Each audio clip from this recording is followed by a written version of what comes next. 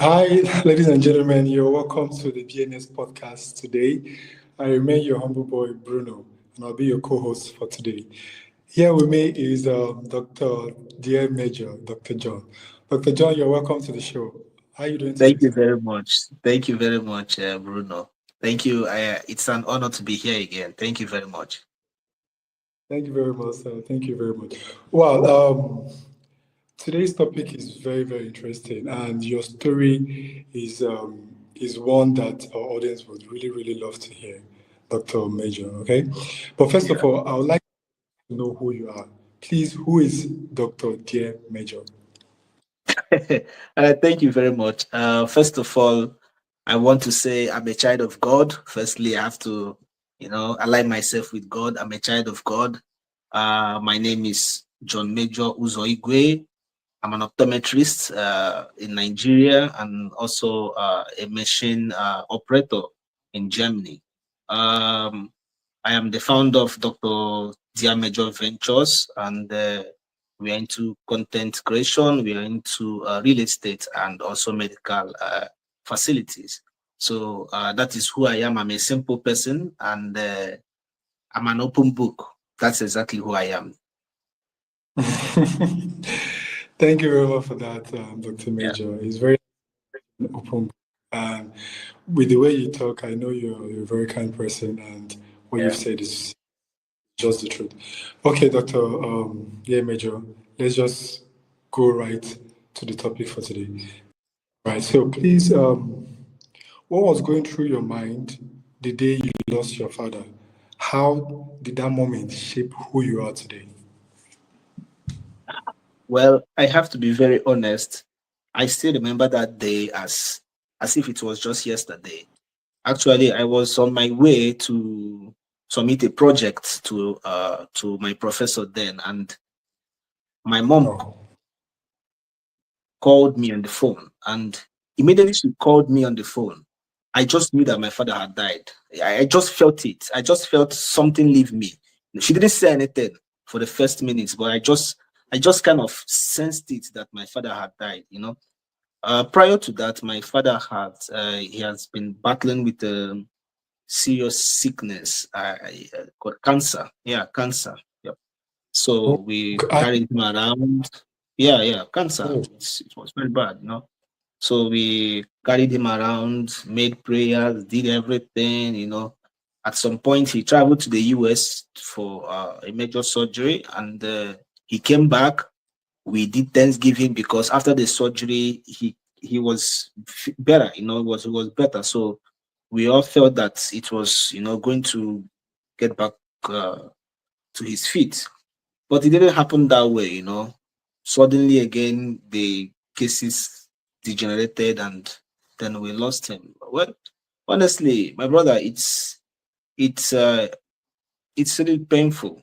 It's kind of something taken away from you. It's kind of yes, a exactly. part of you died. Yeah. That's just the sentence. A part of somebody died. That's exactly what it is. I'm so sorry to hear that, Dr. Diamaje, because um, I've been through that phase. So I also lost my dad Oh, 2022. I sorry about that, brother. that's why I'm very passionate about it, because when I was growing up, I didn't grow up with my dad. He left the country immediately they gave birth to me. So when I got Oh, to meet him, 2019, that's when he got back to the country, and he wasn't feeling very well then. So me getting to know him, and all those, before you know it, he just passed away. Although I'm still thanking God that I actually met before he actually passed away. Well, today is not about me; it's about today, Major. So let me know. Yeah, I understand, but we are colleagues now, fatherless colleagues. So it's very relatable. Yeah, that it's a very painful situation. When as a young man you lose your father. It's very painful because I think at a very young age, when you don't stay with your father, or when you lose your father, you Mhm. you you miss out on some very important lessons in life, because There are some things that only your father can teach you. You know, Yes. There are some things that only your father can teach you. You know, I think it makes you a little bit. You feel lopsided. You keep looking for your father in every man you see around, especially when it comes to tough decisions and you want to get married and you want to really talk to somebody to give you a clear advice. I think you need your father's advice in those things, like career choices and all those things, you know. So losing out that a very important person in your life, man, it's It's not a very, very small true. thing. It is very challenging, my brother. Very challenging. Very, very challenging. Yeah. Well, thank you for that, Dr. Demijo. Now, talking about lessons, Yeah. what lessons did your father leave behind? If you could, remember some lessons or that you can't forget, what are those lessons that your father left behind? Yeah, my brother. Honestly, my father wasn't a man of many words. Honestly, I'll be very honest. Yeah, yeah. He wasn't a man of many words, but he's someone that his actions speaks. You know, he speaks with his actions. And for example, if I go to collect rice, let me give you this particular example now. I take white rice and I take too much stew. He will look at you in such a way that you should know that the stew you took is bigger than the white rice you took. So, my father is very practical. He's someone that likes management and all those little things, all those. When I was younger, I didn't understand what he was doing. Honestly, sometimes I would press toothpaste and it would be too. He would be complaining, "You don't do things like this." Yeah, but I didn't know that he was teaching me management. Manage exactly, He something was like that. teaching me management, in almost everything, how to manage money. Sometimes he gives me like 10,000 naira and he asked me maybe after 2-3 months, what did I do with that money? How did you spend it? How much is remaining from that money? When I was younger, I felt it was kind of disturbance. But now that I'm older, I know how those little things have shaped the kind of person I am now. Because I don't do spontaneous buying. I always plan myself. I have my jotter. All those things I learned them from my father. Honestly, I learned them from my father. And my father is someone that I think one of the most important lessons is that he taught me to actually strive. He always uses this phrase: "What makes you a man is not how tall you are, or how huge you are, or how handsome you are. What makes you a man is your ability to take up your challenges and to fight for what you want." So when I keep hearing all those things, I didn't know all those things were entering my subconscious mind. So now that he's not around and I face some challenges, I won't lie, I hear my father's voice and it serves as an encouragement to me, and it also serves as lessons to me as well. So the man I am today, I think my father had a very big role to play in it. And these are one of the lessons I learned from my father: economy and resilience. I'll pair these two things together. This is what I learned from my father. Economy and resilience. That's And wonderful. resilience. That's why I'm Well, a businessman today. I know. I know. Our audience, if you have anything or any lessons that your dad, let's say your dad must have passed away, any lesson that you must have left behind, please drop it in the comment section. We would like to know. Thank you for that, Dr. Day Major. Now, talking about fathers, Dr. Day Major, you're a father, a proud Yes. father. Yes. You Yeah. know what to be a father means. That's where you're talking from. You've Experience. already gone. You're talking from experience, which is very, very important. Yeah. Now, how has your view of fatherhood changed since your father passed away? How has it changed since your father passed away? Because right now you're a father. So Yes. right now, how has it changed since your father passed away? Yeah. Well, honestly, I've always seen before my father died, I've always seen fatherhood as kind of a military role. Mm, Understand? A military role. That's how I understood what fatherhood was. Sorry, when my father was alive, because of the whole manly, everything must be done in odd noon and all those things. But after my father died, I left that military role and I understood that it was love coated in discipline. It was love coated in discipline.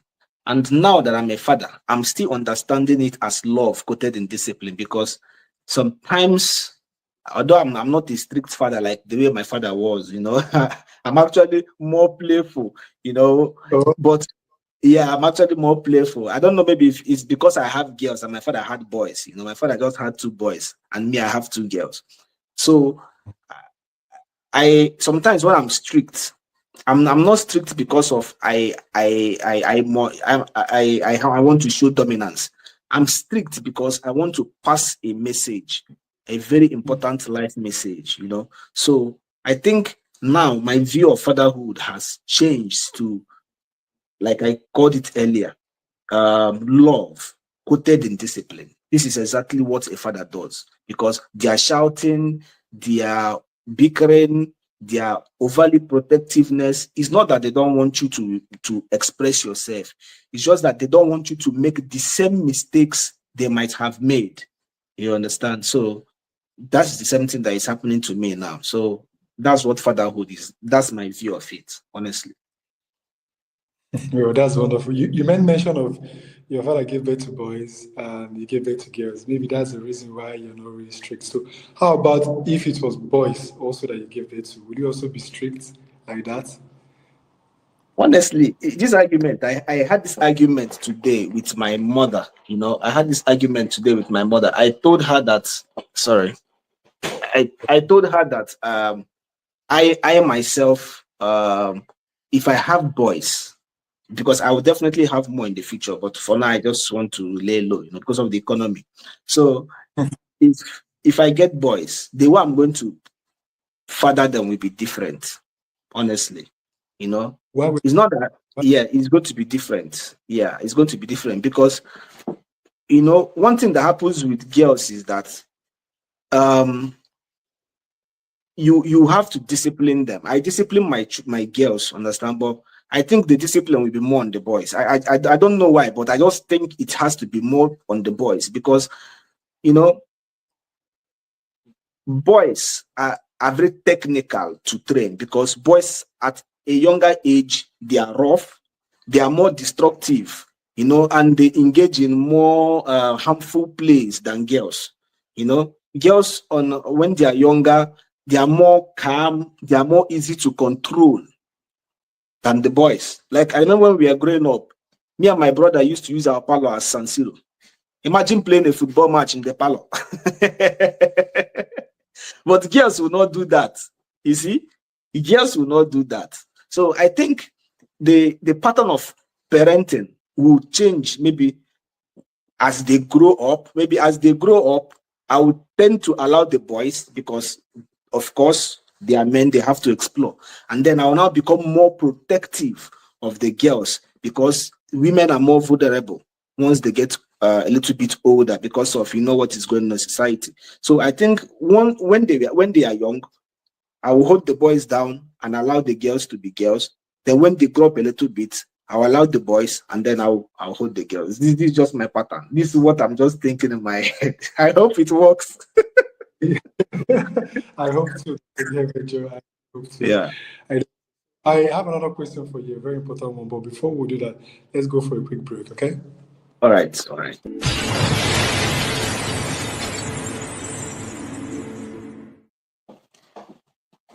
You're welcome back to the BNS Podcast. If you're just joining us, we have here today on the BNS Podcast Dr. Diemejo.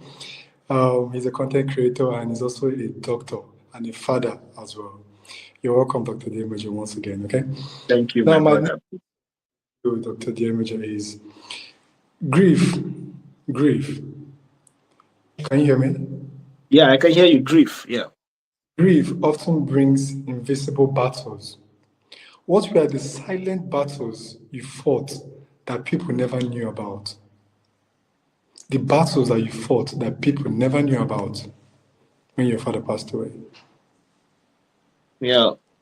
honestly, I think one of the let me get personal. Permit me to get personal, please. No, Um, go ahead. one of the greatest battles I fought when my father died was I would call it loneliness, and Mm. I will call it pressure. I'll call it pressure because I am the first son. Oh, I would have I said am that this, because yeah, you said I knew that pressure. definitely. Yeah, yes. I am the first son, and there was there's a kind of life that the family was living before my father died, and then he left. There was a big vacuum. Someone needed to fill it. And when my father died, my mother also got retired previously before his death. So the money wasn't coming in. Nobody was taking care of responsibilities. And at the same moment, you still had bills, you still had, you know, a lot of things come out, problems. We had issues with the government. It just came, and the only person that was carrying out those responsibilities was me, because my mom is old and she's retired, and my younger brother was in school. So you see the pressure of handling such heavy thing. My brother, it was not easy. Yeah, it was not easy because 1 minute you are picking up a call, it is a debt you need to pay. The next minute, you have a responsibility. The next minute, they are calling you that they are one site. There are some people that need to do something, or some people encroached into the family land, and you are now the one who is to come to defend the family properties. You see, you take up roles of defense, you take up roles of provision, you take up role of emotional assistance, because then my mother, a woman that just lost her husband, she's grieved and she's not emotionally stable. So I had to play a role of a husband. I had to play a role of a father. I didn't even have anybody to comfort me. Oh. You see how the thing was looking. I was the one that was comforting everybody. Not, Yeah, not that, that my brother, not that I was not in pain. I was in pain too, because I was in pain. I was in pain. But my pain is a gap.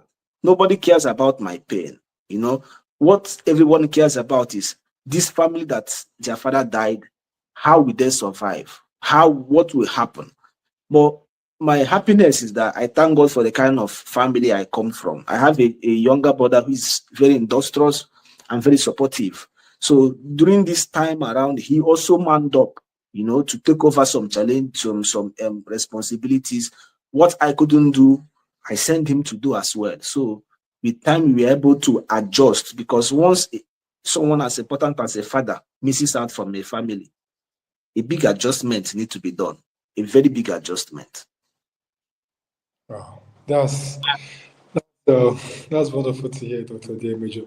Now, in the aspect of your brother stepping in to also be a man, did you push him towards that path to be a man, or did he just take over the role just like you? Or did he just follow your footsteps because you are chesting all the responsibilities and he saw that maybe I need to step in and help my older Yeah, brother brother. here. So what happened? Push him in doing all those. Well, the age difference between me and my brother is not much. It's just 2 years. Although he was in school when my dad died, and I just graduated when he died. So I think it was more of him also proving himself to be a man, because he can't depend on me now. Although I can assist him one way or the other, but he knew he cannot depend on me because, of course, we are both men. So he himself stepped up without even my advice or anything. I didn't have to push him into any responsibility. He decided. I think the effect of losing a father causes kind of an, will I call it, an awakening. Once you Yes. lose your father, it's as if you just wake up.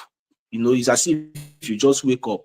You automatically start thinking different, carrying out responsibilities to try and meet up that big gap that have been created. So I think everyone made an adjustment in the family, including him as well. So that was exactly how everything went. Oh, that's wonderful. The thing here is that mine was actually different because I wasn't the firstborn, I wasn't the secondborn, I was the lastborn. So, but Oh, when I lost, yeah, so when I lost my dad, yeah, I wanted to step in. I wanted to fill in that void to help my yeah. mom to support because I could see this woman feeling, Yeah. feeling down most of the time Down. because she lost her husband. So you need Husband. to be Yeah. there. Yeah. That sense of trying to be a man would definitely kick in. Like I said, I was the last born, or I am the last born Yeah. of. Yes. So I just Yeah. had to, do one or two things to step in to Yeah. be a man without anybody Yes. even telling you to Yeah. even do that. So I understand where you're coming from. I understand where your brother is coming from. Okay? Yeah. Yes. Yes. Thank you very much for that, Dr. Diemede. So my next question for you is, Okay. your father be most proud of it? Would your father be most proud if he could see the man you become today? That's the question. Honestly, I think it is a Yeah. 50-50. I wouldn't say it's 100% because there are a lot of things that my father didn't want me to do that I have done. I have done. For What example, I want. traveling out of Nigeria. My father had never wanted me to travel out of Nigeria. He said anybody can travel, but me should Why not is that? travel. Why is I that? think I can't really say, but my father is very traditional. My father is a very Mhm. traditional man. And I remember when I got admission to study medicine in UK, the admission was there. But my father said if it was my junior brother, he can go. But for me, I'm not only his first son, I'm also I'm kind of like from his own mother. I'm also kind of a first son, you understand? So I have kind of a family. How will I say this one now? Omo Akishobi, Omo Ajishobi. I don't have to, I have to go Igbo now, So I have this kind of family. I'm the one in the middle, So his greatest wish for me before he died was to get married. He wanted me to get married, and raise children and, fill in my own gap. But I was reluctant. I'm a young man now. I never do my life niche now to come marry. See the twist. He died February 2019. I got married October 2019. What a twist. What a What a twist. twist. What a twist. And I that's what I'm telling you is 50-50. I'm not sure he'll be, if he sees me now, definitely I've grown. He'll be proud of the man I am. I've done a lot. I've taken the family to the next level. I'm doing things. But there are some rules he kept that I would sincerely say that I have broken out from those rules because this is my life. I want to create my own rules myself. So I think he will argue with me. Why did I do? Why didn't I do? But I'm sure he'll still be proud of the man that I've become. Yeah, definitely. Yeah, most definitely. Exactly. The thing there is, most African men or women, so to speak, definitely would want their first son to try and stay back and uphold their legacy Yes. in their country, Yeah. which is exactly what happened. Your dad didn't want you to. Did he tell you that? He told you never to leave Nigeria. He warned me. He called when I was in 400 level. He called me to come to his office. Then I came. He sat me down. He gave me a check. This was one of the first conversations. I didn't know. See, I didn't know because I didn't even know my father had cancer till it became end stage. I think he became sick and he wanted to plan his life. So I didn't understand. He called me and he gave me a check. Then I don't want to say the amount. He told me that I will cash out this check only on one condition. If I bring a girl I'll marry to him, I'll cash out the check. I will get married to the girl. He will set me up. I didn't know he wanted to set me up, you know. So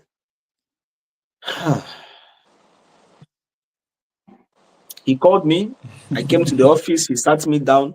He gave me the instruction that I should bring a woman to get married. I was in 400 level that time, you know. So I rejected the check. I rejected the offer. You know, I told him plain that I was not interested in getting married. I'm young and I just don't want to do others. But I didn't understand the reasons behind his decision. So if I had known if I had known that he didn't have much time to spend on earth, I could have done it for him, at least because of him. Okay, so you are talking about, your dad gave you a check and you rejected it because you didn't want to get married as of that age, right? Yes, I didn't want. I didn't want to. I didn't want to get married. It wasn't in my own plans. But I didn't know that the reason he was trying to fast forward everything for me was he didn't have enough time left. But if I had known, I could have done it because of him, at least to give him what he wanted. But I didn't have any idea. Honestly, I didn't have any idea. Oh, so sorry to hear about that. So sorry to hear about it. Then, when did you know your dad had cancer? I think I knew about it few months. I think I'll call it few months, 9 months before he died. I don't think it was up to years or highest a year. Just let me say 9 months before he died. Yes, because he didn't show me. He didn't. I don't really know why. I don't know why, but he just kept it to himself, or maybe him and my mom they knew. When I knew about it was when it became critical and we started carrying him from Save a Life to different hospitals, CC, doing a lot of medical procedures and all that. And that was when I had a clue of what was going on. And then I came back home. I wasn't schooling far any longer. I came back home. I was now going to school from the home and also monitoring him. And I thank God I did that, because during the end of his life, there are a lot of things he was teaching me. I never knew about the family, what to do. And when he was speaking, I didn't understand. He was like, "Achomuta home, that if they look for me today and they don't see me, make sure that this is this, make sure that this person gets this thing." I didn't understand. I was like, okay, Anulam, I've had. I didn't know he was actually pouring out. He was trying to pass on something to me. But there was something that he did one day that actually it weakened me. I think it actually it kind of gave me a clue of what was going to happen. He looked at me, he told me to come, I came, he knelt me down, and for more than 30 minutes, he was praying and was blessing me. I didn't know. I was just like a father is praying for his son. I didn't know that he was trying to transfer something spiritual to me. And all those things he said, now that he's not alive, he's no more, I'm seeing the manifestations of all those things. Honestly speaking, I'm seeing those manifestations because he kept proclaiming, kept blessing, kept saying a lot of things, and then we prayed. I thought it was a simple prayer, but I didn't know it was a transfer of divine responsibilities or blessings, or anyhow you put it. Wow, that's so much to actually take from this, because in every process like this, you hear different stories, different stories. I'm actually glad that you got to experience so many things with your dad. Both the ugly ones and the good ones, which is very important, and shaped you into becoming the man that you are today. Okay. So, Dr. Demejo, we're taking so much of your time, but before we go, I would like to let you know, or Now, I would like to ask you, for a drop-off question because there's something we do on the show. Whichever guest that comes, we ask them a drop-off question from the previous guest. And Okay. after you answer, you drop your own drop-off question. So the last guest that came on the show asked the question. Now, the question goes like this. What does the word gratitude mean to you? Gratitude. I think to me, personally, gratitude is, I think gratitude, I don't want to define it. I just want to, for me, I think gratitude is showing concern. For me personally, that the person is grateful for what I've done for them. The person in return shows concern to my own needs as well, and at least to my own person, trying to find out how I am and how things are going with me, and if the person can help me in any way, it will still be okay. For me, I think personally, for me, I think gratitude is not only just saying thank you, it's showing genuine concern for the person that maybe have done good to you and so vital. Yeah. That's what it is to me. Oh, all right. Thank you very much for answering that, Dr. Diamejo. Now, what will be your own drop-off question to the next guest that will come on the show? Regardless of who the person is, you can ask any question in the world, any question at all. Okay, I think my drop-off question would be on faith. Okay. What does faith mean to that person, or what does faith mean to you, and how important does faith play in the person's life? I think this is my drop-off question. Okay, that's a very nice question, Dr. Diamejo. That's a very nice question. Thank you very much, Dr. Diamejo.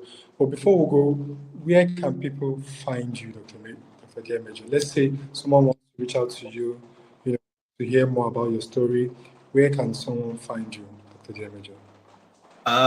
Currently, I'm on TikTok, and I'm also on Instagram. So you can find me on TikTok on Dr. Diamejo. You can also find me on Instagram at Dr. Diamejo. The Dr. Diamejo is my name on Instagram and also on TikTok. Okay. So you've heard it from the horse's mouth, our audience. You can find him on TikTok. You can find him on IG. If you have any further question, please do want to go to his page and follow him and try to ask him some questions. Please do want to follow us also on IG, Broken Not Shattered, on TikTok too as well. Please do want to follow all of our pages. We really, really do appreciate that you'll be helping us in doing that. Okay. Now, before we go, in our three famous words, love, peace, and more grace. Thank you very much for coming on the show today, Dr. Diamejo. Thank you, my brother. Thank you, Bruno. I really appreciate it. It was a big pleasure. Thank you very much. Thank you very much. Thank you. Take care. All right. Take care, my brother. Take care.